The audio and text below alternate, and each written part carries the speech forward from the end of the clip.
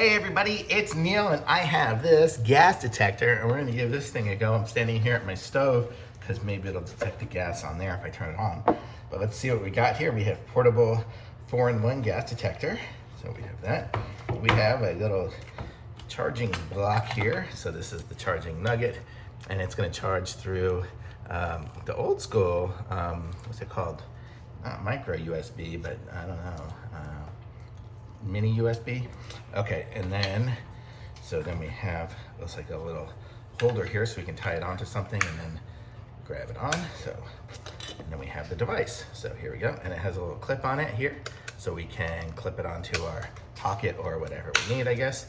And even has a little loop here. So I could wear it around my neck on a chain. But let's see what we got here. So I guess that's everything out of the box. We have a little screen. Peel it off. Very nice. Okay, let's turn it on. We hold down the button. It says welcome. Starting, please wait. The manual is in like Courier font, old school.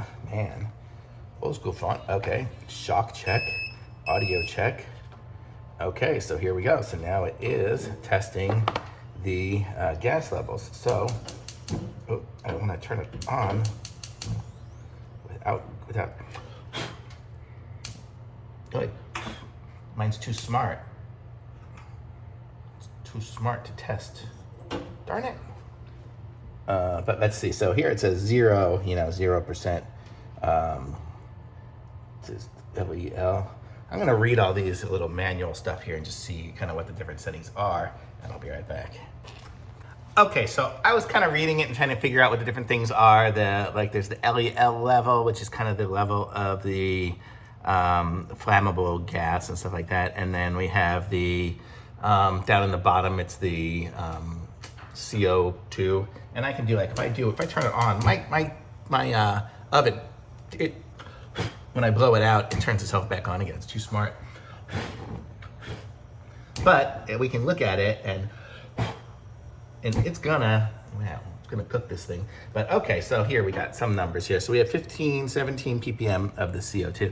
So it is starting to recognize some of the problem areas on my thing here, but then it's gonna go away because I turned it off now.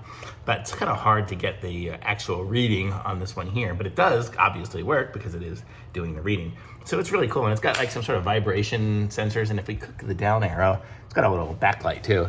I don't know if you guys can see or if the light's reflecting off it, but we have different settings on here too, where we can change our date and time if we want to really record different stuff.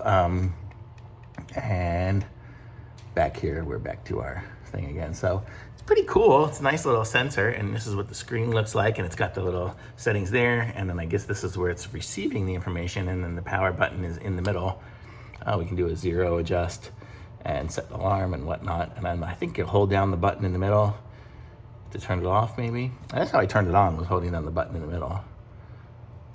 Shut down, there we go. And we can do quit. Oh, shut down, I probably should need to do okay. And there, it'll shut it down. So, it's got all the different settings and things on it for it here. I was looking at this pages here in the book. You can kind of see where it has all the different information and settings and stuff. And I mean, it seems to work pretty well. It did what it said it was going to do. So it was tracking the stuff. My setting here, my stove is too smart. I guess if I had a barbecue or something like that had it better, I could show it a little better. But trying to show it here, not the best. But I could hold it up, like when I go outside and check it out my meter and up in the furnace where the furnace is and stuff like that. Being able to check it where places are to check if there's any gas leak is immensely useful. Here, I'm sure there aren't any leaks. It's a brand new house.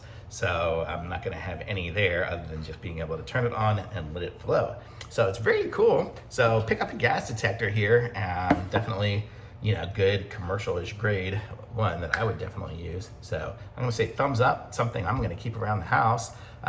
Everybody should have some sort of gas detector. I have CO2 detectors and all that, smoke detectors, so have a gas detector as well. Thumbs up from me.